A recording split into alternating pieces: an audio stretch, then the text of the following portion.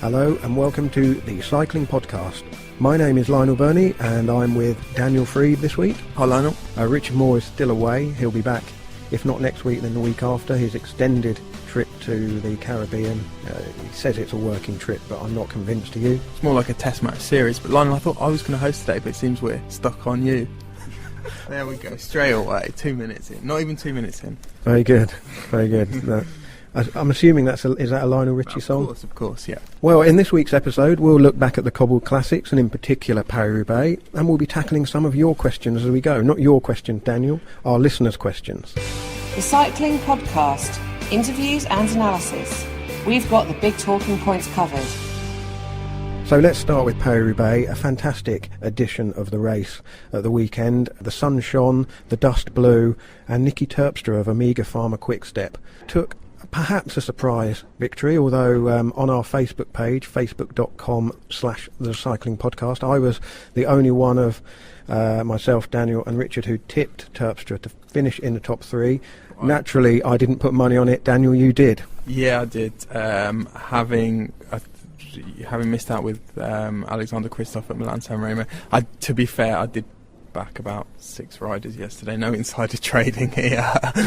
So did you come out on top or about even? No, on balance I didn't. I did think that Omega Pharma-Quick Step would redeem themselves after the previous week. We've seen this many times over the years when they've been written off. There's been a lot of hand-wringing after a defeat in the Tour of Flanders, and they've come back the next week and blown everyone away at Paris-Roubaix. And in this case, this year in particular, I felt that they had a team much more suited to Paris-Roubaix, and I felt Boonen was undercooked at the Tour of Flanders. He's had his personal problems with his partner's miscarriage, and I think he missed some racing, missed some training that week. And it was just probably a week behind schedule, and rode better yesterday. Still wasn't the best Boonen we've seen, but that team as a unit were very, very strong yesterday. Well, the big story really was that the group of riders that headed towards the velodrome in the closing stages of the race was pretty much a who's who of the Cobbled Classic specialists, plus Bradley Wiggins, a Tour de France champion. And Spond on Twitter asks a fairly obvious question, but it's one that perhaps we haven't really seen an answer to. And the question is, it's a group of the best cyclists in the world, and they didn't chase Terpstra when he attacked with 6 kilometres to go.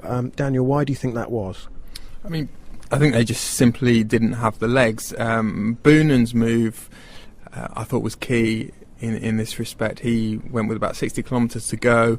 I thought it was a mistake at that point for Belkin not to follow, for Cancellara not to follow, because the chase, it took them quite a long time to reel Boonen back in, cost them a lot of energy, and also Geraint Thomas spent a lot of energy with Bert de Backer in that break with Boonen, didn't have a whole lot left in the end to pull for John and Degenkolb and bring him to a sprint. So I think it was just a lack of legs at that point, and obviously Omega Pharma-Quick Step had the numerical advantage. They had 3 riders, and I think there was also some luck involved, or good judgment, in the sense that I wondered what would have happened if, for instance, Bradley Wiggins had been on Terpstra's wheel. He wasn't at that point, but I think there were riders in that group who perhaps would have gone with Terpstra had they been on his wheel when he attacked. Yeah, I think Terpstra was kind of the joker in Omega Pharma-Quick Step's pack, really. And when he made that move, they still had 2 cards to play with Boonen in that group, who would have had a decent finish. Whether he'd have beaten Degenkolb and Sagan if they'd been going for the win is debatable, or even Cancellara, who we saw at Flanders, can pull out a really fast sprint when needed. But they also had Stibar. Omega Pharma-Quick Step had another serious card to play, and it looked to me like 6 kilometres to go, perfect place for Terpstra to make that first move. And if somebody did react, then if it was somebody like Peter Sagan or Cancellara, then that move goes to the velodrome basically. And if it got reeled back in a more kind of organic way, then they still had Stibar who could go over the top. I think I agree with you there, Daniel, that really the rider who had the kind of the best hand to play of his own was probably Bradley Wiggins, because as a great rouleur, somebody who could have got across to him, Terpstra's not attacking like a Cancellara, where if you let the gap open and there's daylight, you won't be able to get back to his back wheel.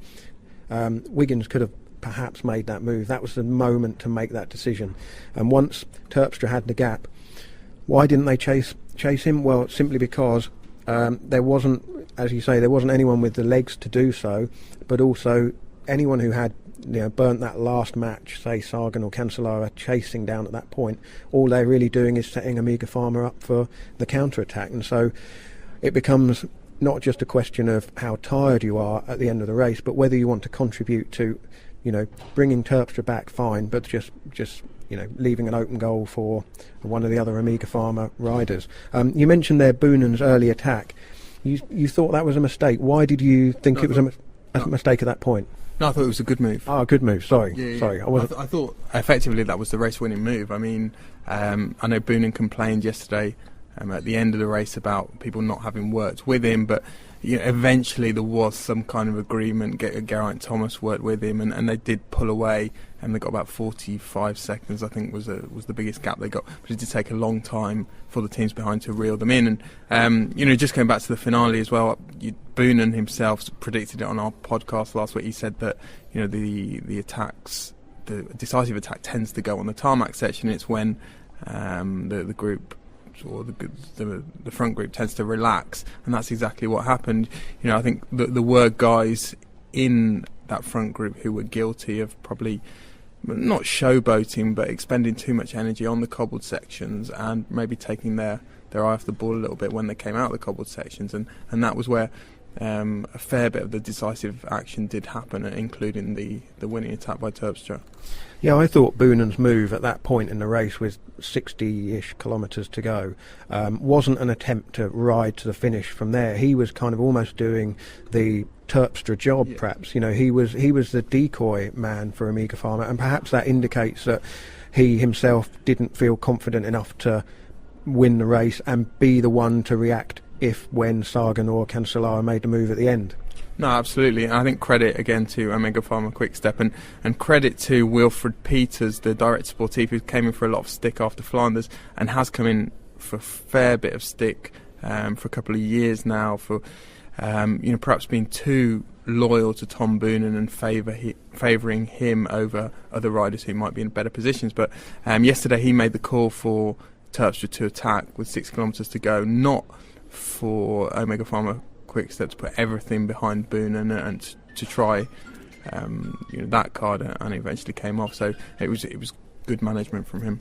Yeah, I think one of the things that perhaps watching on the TV people don't necessarily appreciate is that it is a team game, and that for Omega Pharma-Quick Step, standing on the top step of the podium is what counts. It doesn't necessarily matter to them whether it's Boonen or Stybar or Terpstra, and they played their cards very well. They won the race for their team. This is the Cycling Podcast with Richard Moore, Lionel Birnie and Daniel Friebe. The fans perhaps would have preferred to see, one of the top riders, a Boonen or a Cancellara win it. I saw a couple of comments on Twitter, people saying, great race, but a slightly anticlimactic finish. And I guess that is understandable towards the end of a race where you've seen so many of the biggest names shoulder to shoulder, wheel to wheel, but then the eventual winner is perhaps somebody who, other than me and you, Daniel, didn't expect to be up there on the top step. Well, yeah, and I think we saw yesterday Terpstra probably wasn't one of the stronger riders on the cobbles, but he has really joined the top tier of classics riders this year. I mean, he's an interesting case, Niki Terpstra, a real late bloomer, and Terpstra is someone who has found the classics quite late in life as a cyclist, in his late 20s. Was always a good time trialist, but mainly just a very strong domestique. And I think there's a lesson in his victory to a lot of other riders who have been reluctant to try their hand at Paris-Roubaix or other races like the Tour of Flanders. We've heard guys in the past like Michele Bartoli said that he came to Paris-Roubaix much too late. He should have started riding it in his early 20s. Luca Paolini said the same thing to me recently. And yet there are still riders. I know there are riders in other teams. For instance, Ramūnas Navadauskas, I know at Garmin they tear their hair out because he refuses to countenance the idea that he might be an extremely good classics rider. He just has no appetite for it whatsoever. And, you know, who's to say that he won't get to the age of 32, 33, be thrown in there and find that he really enjoys it and is really good on that terrain. Same with Tony Martin at Omega Pharma-Quick Step. You know, Rolf Aldag, who's there, the technical director, has been convinced from day one of Tony Martin's career that he would be a fantastic Paris-Roubaix rider, but he just has no interest. Well, yeah, you mentioned Navadauskas, and obviously he did very well at the Circuit de la Sarthe last week. And yeah, he is a sort of rider who's not just a diesel, is he? He's got that. You know, he can ride at a very high top end. You would, when you look at the Garmin Sharp Classics roster, it is a surprise that a rider of his physique and his style is not on the list. But as you say, there's a mental switch that has to be flicked before a rider will commit fully to Paris-Roubaix. And obviously this year we've seen Bradley Wiggins do exactly that. Martin Shaw on Twitter asked, could you explain Sky's tactics at the end of Paris-Roubaix?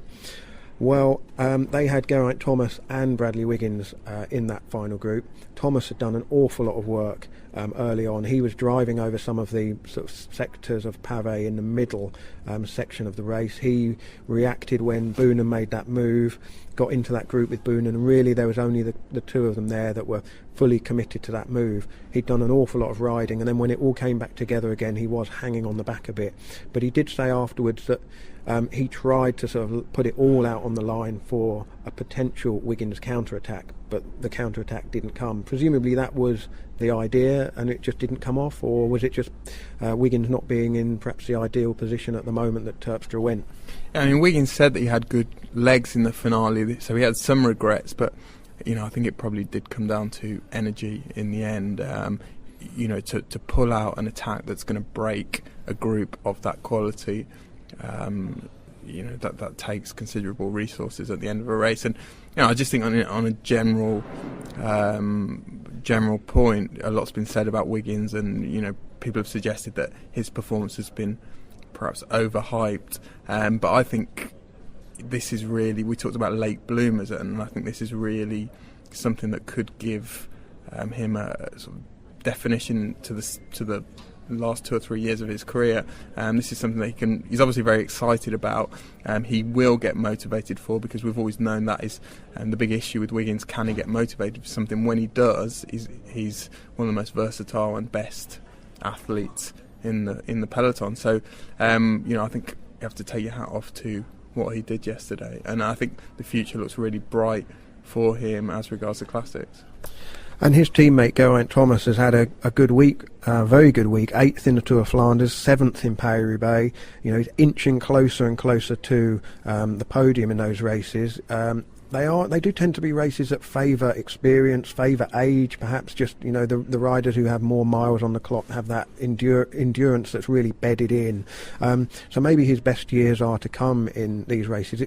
It's interesting, Rod Ellingworth said a little bit earlier in the year in an interview we're about to hear that they felt that Thomas would be better suited to the Tour of Flanders, but I've always thought he would be more of a factor in Paris-Roubaix, simply because of the way that the riding on the cobbles or on the mud sections.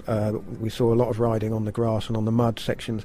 You know, it's very sort of high cadence, big gear stuff. It's almost like sort of track riding, isn't it? You're in your biggest gear, just trying to keep the cadence as high as possible, put the pressure on. And we saw that a couple of times when Thomas led over the sections.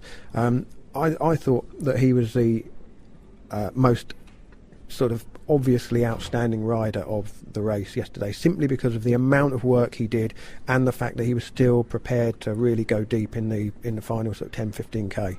Yeah, I think, I mean, he still rides a little bit like an excitable puppy in the classics. He lacks a little bit of racecraft. Yesterday he was extremely active. He didn't ride like someone who was confident that you know, he could just sit on a wheel and you know, place one decisive attack, sort of drop a bomb near the end of the race. He I mean, it was a fantastic performance, full of energy, full of sort of enterprise, and I think that will come. This is his first experience being in contention in the finale of Paris-Roubaix, and he's obviously got the physical ability. He's crashed a lot this year, and that's been a problem. That's ruled him out in several of the semi-classics. But I think the future is bright for him. On a slightly less happy note for Sky, Edvald Boasson-Hagen, although he's done a lot of good work, has really been sort of usurped by Geraint Thomas as the leader of that team for the classics, and now perhaps Wiggins as well. I mean, I think Boasson-Hagen's contract's up at the end of the season. It'll be interesting to see what happens with him. Well, I'm sure somebody would take him. I don't think there's any danger of another team not being interested in him, but it's whether anybody can, conjure him into a leader. You mentioned there about racecraft and kind of the thing with Boasson-Hagen that kind of concerns me a little bit is that unless he's kind of pointed in exactly the direction to go and given a specific role, a specific job, he tends to just kind of go missing. He drifts back at the wrong points. We saw it was it last year or the year before in Amstel Gold, where he's in a fantastic position and just drifted away from the front of the race when you would have thought he would be in contention there. He doesn't seem to have the kind of killer instinct. But we have seen it. We saw it when he salvaged Sky's Tour de France in 2010, didn't we? With a sort of medium mountain stage victory. But it's never come together for him in the classics. You're listening to the Cycling Podcast. Tweet us at cycling_podcast. Continuing the Sky theme for a minute, recently I spoke to Rod Ellingworth, who of course created the British Cycling Academy and kind of created this generation of British riders, of which Geraint Thomas is one. And I asked him about Thomas's early days in the academy and how his career has blossomed in the last 18 months or so. There was already a pathway for G, and again, he's one of them who creates that pathway, and a background, and his parents, and there was a different sort of background, if you like, for G, and he was one of them guys who actually needed guidance in a completely different way to Cav. Cav was a lot about, we've got to just get fit, just keep riding your bike, but we've got to organise your life around cycling. G was, he was already on his way. Quite an easy one with G, to be honest. He's a level-headed character, and of course he'd grown up in bike racing already with the Maindy Flyers, a club in Cardiff that's got a real good legacy of track racing particularly. Yes, yeah. I've seen various photographs of him and a few of the other lads who've come through, and all as young kids growing up together, and it's quite funny when you see them all. But again, you think about that club background from the Mainly Flyers. They're the reasons why they're good, because their clubs and their, that early years, the clubs were so good and effective, and just putting them in bike races and having a good time, and that's what they did at Mainly Flyers. There was a good group down there. Debbie Wharton, very much part of who set that up. And if it wasn't for these people, these kids wouldn't have the opportunity, would they? Even for Geraint, though, although obviously very talented, very young, it wasn't always smooth, because he went to Saunier Duval, I believe, as a stagiaire, and that didn't work out terribly well at all. What happened? He did a day with them, and I don't think he was quite ready for it, and to put him on a dead hilly race, and if they put him on, if it was a flat race, and he had to do a lead out for somebody, they would have been like, wow, this kid's real good. But they put him in a hilly race, and that's the way it goes. But no, I think G, he's had quite a few crashes, had some big smashes, and again, his pathway is just, he's so driven, mentally so strong that he was just going to make it, wasn't he? Like a lot of them, the academy at that period was giving them a really good base and a real good background, and they did lots and lots of different styles of racing and training, and I think he learned a lot of his race tactics, and as all of them do it when I was running the academy, they'd learn where their ceiling was, they'd know how much they could give. He crashed in a pre-World Championship training camp in 2005, lost his spleen as a result of that. That was it was a pretty big moment for us, that I remember very well the incident, and it was quite scary when you see somebody laying on the floor. And the thing was with G, if he lays on the floor, he's hurt 100%, or he gets up. There's no joking with G there. No, what's it in French, playing the cinema.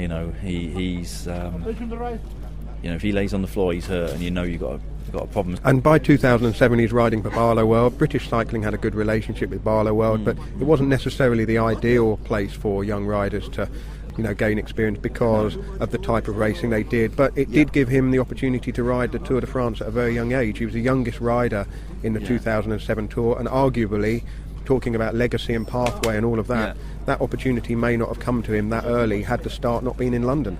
That's true. I mean, we were pushing obviously a lot with Bar of the World to get what we wanted and to get the race programme for these guys, but again, a lot of people questioned G's involvement in the Tour and was it too early and everything else, but he learned so much from it and I think just generally gained so much experience from them opportunities. So I don't think we ever had a problem with him doing it and felt quite confident he'd come out of it okay. The big breakthrough for Geraint was to be part of that World Championship Team Pursuit squad in Manchester in 2008. I mean, that was like a real breakthrough. The world record at home, 6 months before the Beijing Olympics. They'd really got it going by then. The big moment for G was actually 2006 Team Pursuit. I think that was Bordeaux, and if you look, that we lost to the the Aussies by like hundredths of a second or something, and G had changed last banking. He didn't know it was down to 3 men, and he was actually just off the back. Now if G had actually knew it was 3 and wallop and was stayed, we would have won the Worlds. And that night G was crying to me on the phone because he was so down, he was so disappointed with himself that he felt, there was a young lad, that was a big moment for G, and it's them moments where you go, wow, this guy has got it. So recognising the mistake, recognising and wanting it so bad. After that, obviously winning in Beijing, then Geraint found himself in a position for a few years where obviously has some talent for the road, a lot of talent for the road, and people have always said he could do classics or stage racing. I mean, he was being bigged up to take the yellow jersey in the Tour de France, going into the first mountain stage in 2010, wasn't he? Other teams were thinking he might get there. He's been in the mix. People were asking a lot of questions there. I remember Brunel saying, "Who the hell is this kid?" To Sean Yates, and because he was in the white jersey, and they didn't know who he was. So he was very much in the mix, and he. I actually think if the Olympics hadn't been in London, I think that quite a few of them would have just committed to the road. But because the Olympics was in London, it was such a big opportunity, wasn't it, that they couldn't leave it, So they were in between, but I think that, that's where Team Sky was a massive support for these guys, wasn't it, and a great opportunity for them to develop and and feel comfortable that they were in a pro team with exactly the right programme aiming for the Olympic Games. Well, of course, last year in the Tour, he had to crash very early, fractured his pelvis, and really had to dig deep to just get through the race. I mean, you must have seen him pretty low points in that race. Well, it was incredible. That was where it just shows you how strong this guy is in his head, isn't it? Because a lot of people wouldn't have bothered, and we were concerned with the injury, and he was like, "No, I want to carry on," and if I can do my bit later on, it's like, wow. I'll tell you where the team time trial in Nice was horrific. I was driving the second car, they've got to go, haven't they? It's flat out. The team time trial, everybody's scared of the team time trials in that way. It's normally G's forte, isn't it, that, And he started, so he was going out last on the start ramp, but he can't get out of saddle, so he has to do a seated start. And then there was I think there was 3 proper right-angle corners, and then you turn the final right and onto the seafront.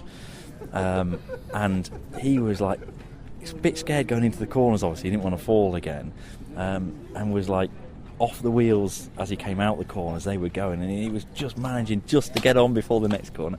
Then he'd just get on. Anyway, and we thought, we'd said to him, when you're ready to go through, put your thumb up. And we thought, maybe 7 or 8 Ks in, once he's settled, he'll thumb up. I swear on my life, he turned the right-hander onto the seafront. He was on the back. He nailed it. The minute he got on, he put his thumb up.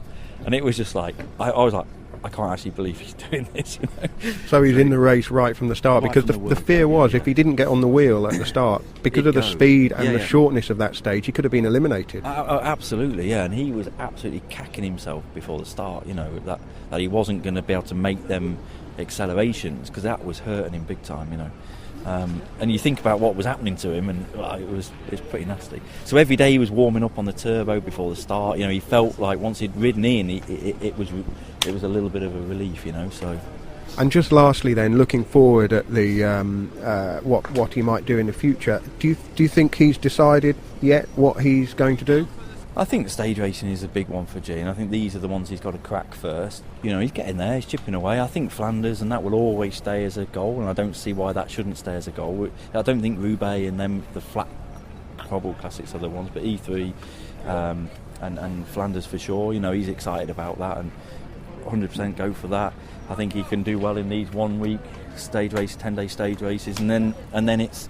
We know he can perform well in the Grand Tours. He's shown his time and time again. He's so good, he's so consistent, so reliable. I think it's, can he make that step? The Cycling Podcast. Subscribe on iTunes, listen on Audioboo, and visit us at thecyclingpodcast.com. So that was Rod Ellingworth talking about Geraint Thomas, who was one of the outstanding riders of Paris-Roubaix, not just because of his 7th place finish, but also the work he did in the kind of crucial middle phase of the race. But Daniel, who were the other winners and losers from Paris-Roubaix, and also rolling in a little bit of the Tour of Flanders, because the races do come as a pair, really, don't they? Yeah, well, I think we talked about Omega Pharma-Quick Step and how they'd done generally. I think on the whole, that team's had a good classics, excellent classic campaign. Even, you know, if you look at 3 days of the Panna, okay, it's a stage race, but Van Kersburg winning there. And Terpstra, I think, really, as I said, has joined the top bracket now of classics riders. Hasn't been the most popular rider in the bunch. He had a reputation as a bit of a sort of crash magnet, causes a lot of crashes, is quite loud, quite abrasive in the bunch, also has a reputation for being quite individualistic. He didn't particularly get on with Sylvain Chavanel, and I think he's been freed up by Chavanel leaving Omega Pharma-Quick Step, and he's kind of playing the Chavanel role now. So that team's obviously, I think, will be happy on balance. Peter Sagan is an interesting one. On paper, you know, he's drawn a blank Milan-San Remo, Tour of Flanders and Paris-Roubaix, and obviously his big objective at the start of this year was to finally break his duck as far as monuments were concerned. I thought he was slightly disappointing in the Tour of Flanders, not on his best day. You know, there's been a bit of talk in the media, and it's particularly in Italy, about Cannondale's new coach Sebastian Weber has sort of introduced more distance training for Sagan to give him more kind of top end speed at the very end of these difficult classics, and that there have been question marks over whether that has worked or not. And Cannondale also were quite doubtful about whether he would do well in Paris-Roubaix, because he'd actually done it twice early in his career and not finished, or not done very well on either occasion, and they were unsure of whether he would be good there yesterday, but he actually rode extremely well, and to the point where, you know, he was launching attacks in the finale. He certainly did, because I mean, he was chasing back on before the Forest of Arenberg. He had some teammates help to get back up there, and then the next thing we knew, he was at the front and, you know, back in the mix of the race. And as you know, if you're not right near the front, the pointy end when they hit the Forest of Arenberg, it is a bit of a cliche that you can lose the race there, you can't necessarily win it, but it's true. For him coming right from the back and being involved when, you know, the next phase of aggression started, and for the second week in a row finished the race on a teammate's bike. I mean, you know, he's not had all the luck in his favour, and when he was trying to make that move, and he looked back at one point, and I thought maybe he's hoping for somebody of a similar stature to come across, because probably the biggest fear for him would be to find himself in a group with somebody of another level down, who would be much more of a passenger than a willing contributor. In actual fact, that didn't happen either, but he did at least put his face in the wind. He was going off the front of the race, whereas Cancellara's approach appeared to be to kind of come from deep and break through, ride past the various groups that were up there, and perhaps spring his decisive move in the last 10 kilometres. And I mean, that didn't work for him either. But I mean, do you count him as a winner or a loser from Paris-Roubaix? Cancellara. A loser, but it's difficult to criticise someone who, I think his record now is 12 consecutive podiums in monuments, which is just absolutely extraordinary. And a bit like with Sagan, you have to question whether with a stronger team, you know, he might have had more gas in the finale there. It's difficult to know without knowing exactly what happened for those individuals in the first 150 kilometres of races, or the first 200 kilometres. You know, how much energy are they expending? My suspicion with Sagan is that he's probably had less help than some of the other contenders in these two races, and that's probably told in the finale. And I think that will change next year when he'll either get reinforcements at what is currently Cannondale, or he'll more likely, I think, move on and have a stronger team. Well, you mentioned team support, but Cancellara had a fairly notable bit of hindrance from one of his teammates when Hayden Ralston tried to jump up onto the curb or off the curb, whichever way round it was, and caused a crash, which took down Cancellara as well, and they obviously had to get back up to the front there. It was an idiotic move, perhaps, but it's something that only becomes idiotic when the consequences go bad. I mean, we see riders jumping up and off the curb all the time. You were making the point earlier today, Daniel, that the rule about riders avoiding the road and going on the pavements, not necessarily cycle paths in Paris-Roubaix, but certainly riding on the verge. We saw an awful lot of that because the weather had been dry and the grass and mud sections were firm enough for them to ride on. But I mean, Paris-Roubaix is a race where incidents and accidents happen all the way through, so luck plays more than its fair share of a role in this race. The Cycling Podcast. Subscribe on iTunes, listen on Audioboo, and visit us at thecyclingpodcast.com. So Daniel, you've got your finger on the pulse with the Italians. Great Paris-Roubaix for the Italians this year? No, a bit of a rotter. 50th place, the top Italian, of course, Pippo, who had a pretty rotten campaign. He said he felt good in the Arenberg Forest. This is Filippo Pozzato, right? In case people don't know Pippo. You can usually spot him from his tattoos. His reputation precedes him. Pretty awful is about all you can say.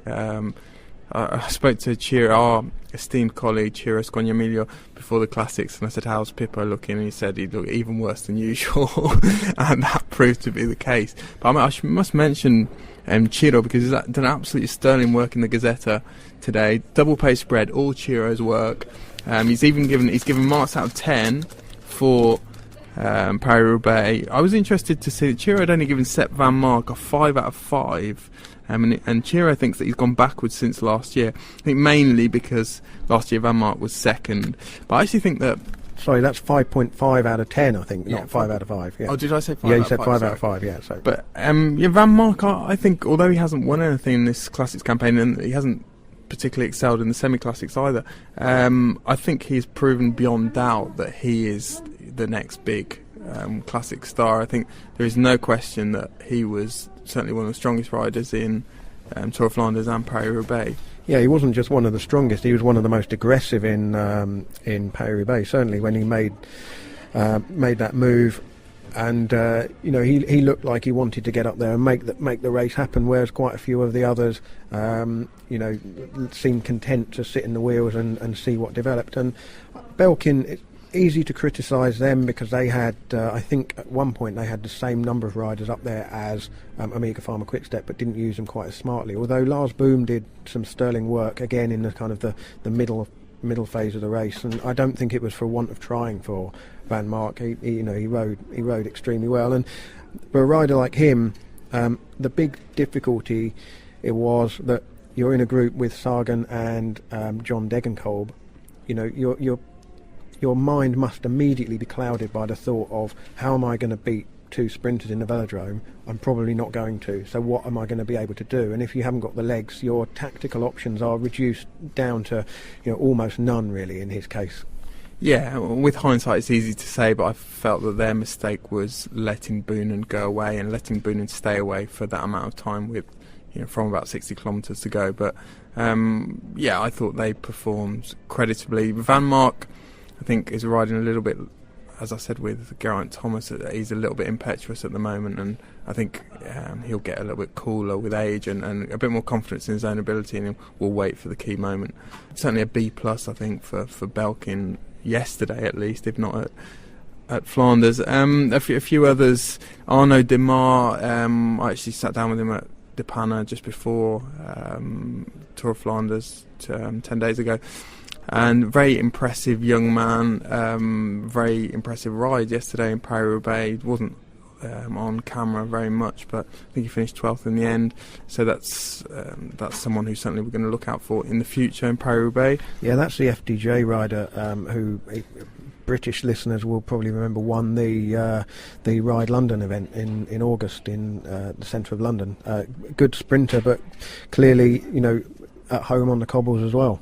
Yeah, and slightly further ahead on the sort of growth curve. Similar rider, John Degenkolb, really impressed me yesterday. I honestly didn't think that he was that far advanced this early in his career to finish second in Paris-Roubaix, and it came very close to winning it, really. So a good, certainly a positive classics campaign for him, despite having missed out on Milan-San Remo. And BMC Racing, they had more than their fair share of misfortune. Greg Van Avermaet went down on a corner on the cobbles, and that was more or less his race done. I mean, you could tell from the body language he didn't spring up, he didn't get straight back on the bike, in double quick time as the group's riding away from him. And I just remember Sean Kelly saying, when you fall in Paris-Roubaix, you get up first, you get back on your bike, you get pedalling, and you don't lie around waiting for the ambulance, was his quote. But he clearly wasn't seriously hurt, but he didn't sort of spring up as if he was going to get back into contention in the race. He'd ridden extremely hard at the Tour of Flanders, and I had kind of thought that he would be up there making the race happen a bit more. But obviously the crash, it's impossible to say whether he would have or not, but for that crash. Yeah, and they were a team that really needed to kick on, really needed to show some evidence of improvement this year at the Classics, and they did that. They worked a lot in Flanders. Van Avermaet was possibly the strongest rider, or certainly the strongest rider behind Cancellara at Flanders, and yesterday at Paris-Roubaix they worked an awful lot. Even Thor Hushovd, we saw bridging gaps at one point. He hasn't been that prominent in a classic for some time. So I think we've talked before about Alan Piper coming in there and sort of having a bit of an overhaul of the BMC, their sort of racing ethos, and that's starting to bear fruit. But I think it'll be another year. It'll be next year's Spring Classics will be where we really start to see Piper's influence. The Cycling Podcast. Interviews and analysis. We've got the big talking points covered. There's a lot of talk at the moment about how cycling can embrace technology and innovation to make it not only more of a televisual spectacle, but also to improve the way the races are run, maybe make them safer, maybe make them more dynamic. But one of the other talking points that's come out of the Classics is the idea of having red and yellow cards for riders who cause crashes or behave in some unspeakable way during the races. Daniel, what's your thoughts on that as an idea? I mean, it strikes me that there's already a fairly well-established disciplinary process in cycling when it comes to conduct on the bike, but we don't necessarily see it played out. We certainly don't see a red or yellow card symbol come up on the screen when we're watching. Do we need this? I think as appealing as the prospect of Mark Cavendish remonstrating with a referee dressed in black hanging out of a sunroof window midway through a race is, I think that it's something that really already happens, but in a less formal way than with red and yellow cards. People have been disqualified over the past few years for dangerous riding. Mark Renshaw is probably the most famous case in the 2011 Tour de France for the headbutt on, I think it was Julian Dean, wasn't it? He was kicked out for that. It does happen. Riders also get warned. They get, something akin to a yellow card, and it tends to happen in a fairly informal way. A commissaire, at a stage race will find a rider, and the next morning at Start Village will say, I saw that, don't do it again, Sonny Jim, or else you'll be off, kind of thing. So red and yellow cards, while they might titillate us slightly, they might give us the viewer more of an insight into that process that's actually occurring anyway. I don't think it's a major issue, and I don't think it's something that necessarily would be a good idea. Yeah, I mean, what would have been gained from, say, giving Hayden Ralston a red card yesterday for his bunny hop off or on the pavement. He caught the kind of a curb that was at kind of 45-degree angle. So the riders were all across the whole width of the road. He didn't do it on purpose to cause a crash, and if the commissaires had got involved and said, right, you're out of the race now, it would have just given Cancellara one less teammate to get back on. And as you say, I mean, the idea of a referee being on a bike dressed in black is brilliant. By the end of a stage, he'd with be a whistle. With a whistle, yeah. By the end of a stage, he'd be 40 kilometres behind play, unable to see anything. He'd be sort of so far off the pace. And I guess suspensions for accumulated yellow cards. I think Nasser Bouhanni would be. He'd be the Mathieu Flamini of the peloton. He'd be suspended every 3 races, I think. Well, one or two of our listeners don't like the constant football references, but have we had complaints about that? One or two, yeah, that's fine. Don't worry. Yeah, Neil Laurie on Twitter asked about improving cycling for TV and web coverage, cameras mounted on bikes and the camera feed from the team cars. Brian Cookson, the president of the UCI, has already said that they will consider the idea of certain riders being on having cameras on their bikes, which would give a completely different dimension to race coverage. But I have to say, having watched the Tour of Flanders with the cutting to the team cars, I think they had Omega Pharma, they had Belkin and one or two others. It added absolutely nothing to our understanding. Some people would disagree with that though, Lionel. I mean, I didn't pay too much attention to it, but if I put myself in the position of a director sportif, I wouldn't want it. But from a viewer's point of view, we've seen the team car footage before on. It tends to be a long time after the event. We've seen documentaries. There was one on the La Française des Jeunes. Marc Madiot was certainly very entertaining behind the wheel. I don't have a problem with it from a viewer's perspective. I just don't know why the teams would necessarily want it, particularly if it's live. I don't know whether there's any delay between when it goes out and when it actually is being filmed. No, I think the idea of having camera footage in the car for use later to kind of piece together the story of the race, like they did Sportza, the Belgian broadcaster, did a few years ago with the Tour of Flanders, but they made it into almost a slapstick thing where the last shot was of the Garmin car shunting somebody, basically crashing into the back of another team car and expletives and what have you. But the Tour of Flanders, it was very hard to hear what people were saying. Unless you understand Flemish, then you're not going to pick up an awful lot anyway. I just do wonder, what we are hoping to get from that. If you mic up a manager on the touchline in a football match, sorry to our 2 listeners who complain about football references. Who are they? I'm not going to name and shame them. They know who they are. They probably turned off by now anyway. But if you mic up a manager or a coach in a sport that's happening on a pitch, and you were to hear what they were saying, you might garner some understanding of what's going on. I just wonder whether or not it's adding enough to. It just seemed to me to be a small screen cut into the larger picture, audio that I couldn't really hear very well, and it's not dynamic enough to work on television. I don't think that's going to win over fans in their tens of thousands. No, but I think it's worth a try. No, I mean, there's nothing to lose really. It's not going to turn people off. And if you film, I'll use Wilfred Peters again as an example, for enough hours, you will get a "Do I not like that" in Flemish eventually. No, that is very true. Actually, Wilfred Peters. I was impressed that they managed to find enough time when he's not eating or drinking in the team car.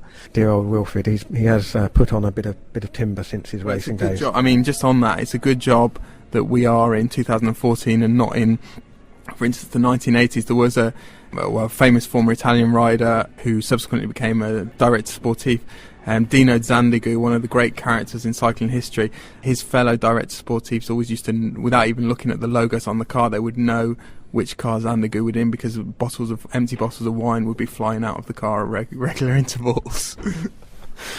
Well, that certainly would liven up the TV coverage. But I think some of the other things that occur to me, some of the data that we could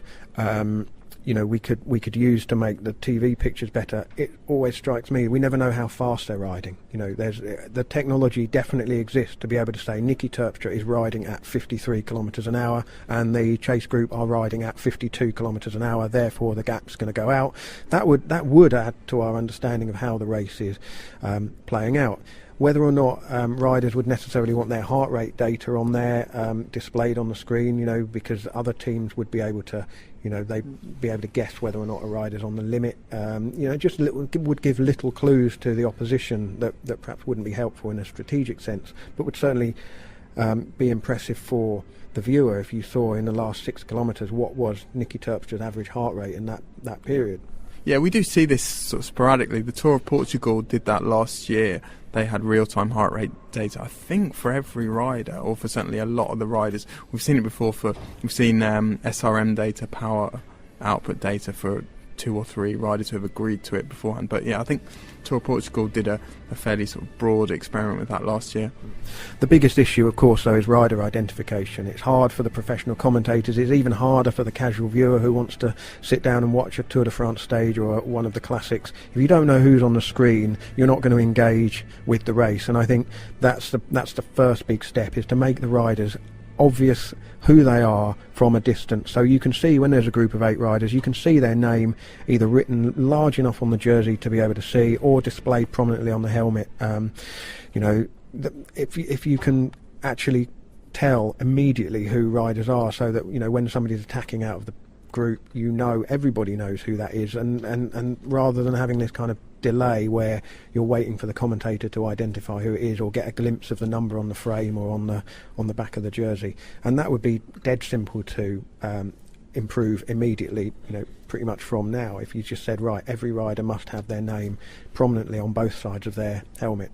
Obviously there are issues with the amount of space taken up by sponsorship logos, but I would have thought that the sponsors are getting less good value if the public aren't engaged with the sport. This is the Cycling Podcast with Richard Moore, Lionel Birnie and Daniel Friebe. The other big talking point of the week, really, is Dave Brailsford's decision to step down as performance director from British Cycling. And we've got a question on Twitter from Ken Baldwin asking, will running Team Sky on its own be enough for Brailsford? He made a big point about being able to control his riders' race programmes to ensure they were best prepared for track events. Will he really be stepping back? Daniel? Yeah, I think so, and I think he probably has stepped back. I think he's found himself spread quite thinly for a while, and I think there are things at Sky that he feels need his full attention. I'm not just talking about controversies like the Henao case. I'm just about the kind of breadth of their race programme and the different disciplines in which they want to have success. And thus far they've been incredibly successful in the Tour de France and races leading up to the Tour de France stage races with their main Tour de France rider. But they've not been successful in the Giro particularly. They've not won the Vuelta. They've not won a major classic. So I think those are all things that certainly motivate him, and I think that the repetition of the Olympic cycle has probably got a little bit monotonous for Dave Brailsford.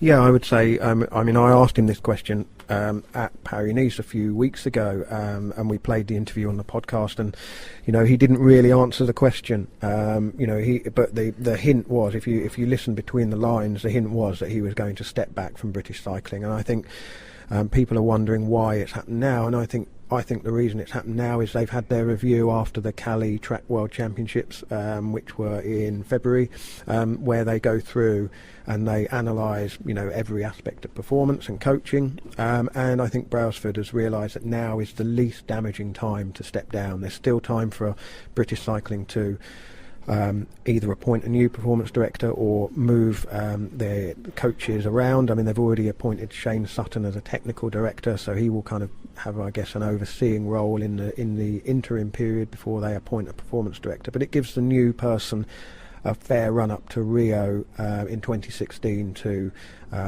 get their feet under the table and learn that role and have some kind of effect. I mean, remember, Brailsford took that job on in 2004 with only 7 or 8 months to go before the Athens Olympics, after Peter Keane joined UK Sport. So, it's arguably, although the performance in the 2 track world championships this year in Cali, last year in Minsk, certainly on the men's side have not been great. On the women's side have been terrific performances. The medals continue to come, but certainly leaves British cycling in a far stronger position than the one he inherited 10 years ago. And I think looking ahead at Rio, is Dave Brailsford going to oversee another haul of 8 gold medals like he had in London and like he had in Beijing? And the answer is probably not. The other nations have caught up. There isn't perhaps the same drive and emphasis on the men's endurance side. They can't necessarily rely on calling Bradley Wiggins or Geraint Thomas back for the team pursuit, so there's a big job to be done to recreate a team pursuit squad there. And I think, as you say, Daniel, Team Sky is such a big operation now, offering Dave Brailsford a big salary, and he's needed on the ground there. You can see the effect he has on the whole team when he turns up. I noticed it at Paris-Nice, where he was around for the first 3 or 4 days, and I'm not saying that people kind of relax and think, oh, thank goodness the boss has gone, but when he is there is an extra kind of an extra emphasis to everything that the Team Sky staff and riders do. They know that the boss is around, and I think probably he's realised that he needs to be around, particularly going forward through towards the Tour de France. Speaking of which, Welsh Gramps asked, is Wiggins good enough to win the Tour this year, and is Richie Porte fit enough to race? Daniel, any ideas? No, Wiggins is not fit enough to win the Tour, and I don't think he will try. I think he looks like he might ride, but I don't think he'll contend on his own, certainly. And Richie Porte, I think Richie Porte will be fine for the Tour. He's got plenty of time. It's not a serious problem that he has at the moment. So I think, he'll be there, and he'll be a very important cog in that wheel. Now, Alberto Contador won the Tour of the Basque Country last week. Chris Froome's not been in, he's not had the same level of results that he had last year. There might be a few glances at Saxo Tinkoff and at Contador's form in particular, and a realisation at Sky that they've got much more of a race on their hands this year. Yeah, it certainly looks that way, and Saxo Bank have also got strength in numbers. They've got Kreuziger, who's going well this year. They've got Nicholas Roach. They've got a very strong unit. Sky have had probably their most difficult spring for the stage races since 2011. But at this stage, they've still got plenty of time. And another question from Joe Hill on Twitter. Omega Pharma look hugely strong so far, but how do you rate them for the Grand Tours? Will they be chasing stage wins, or will they be going for the GC with Rigoberto Urán or Mikhail Kwiatkowski? Kwiatkowski, of course, second to Contador in the Tour of the Basque Country last week. I think Kwiatkowski obviously missed the white jersey last year at the Tour with Quintana winning, and I think it's there for the taking this year, because Quintana, in theory, is not going to do the Tour. I don't think Kwiatkowski was particularly well suited to the role that he had in Cavendish's lead-out train. I know he did lend a hand, but I thought he was nervous, and he would be better served staying out of that train this year. I don't know if Cavendish feels the same way. So he can finish in the top 10 in the Tour, I think. And Urán at the Giro, I don't think he'll win it, but I think he should probably finish in the top 5. Well, with Daniel's record for winning money on bike races, or predicting winners and then not placing a bet, perhaps get down the bookies. Not that anyone gets down the bookies these days, do they? It's all done online. I certainly do. Do you? Every Friday, all Friday. Right. Well, that's just about it for this week's episode of the Cycling Podcast. Next week I'm off to Flèche Wallonne. I'll be doing a special episode from there, and Richard Moore will be back at some point in the next week or so, I think. Maybe he's definitely back within the next 2 to 3 months. We've missed him so much. We have indeed. Well, thank you very much for listening, and we will catch you again next time. Daniel, thank you very much. Thanks, Lionel. You're listening to the Cycling Podcast. Tweet us at cycling_podcast.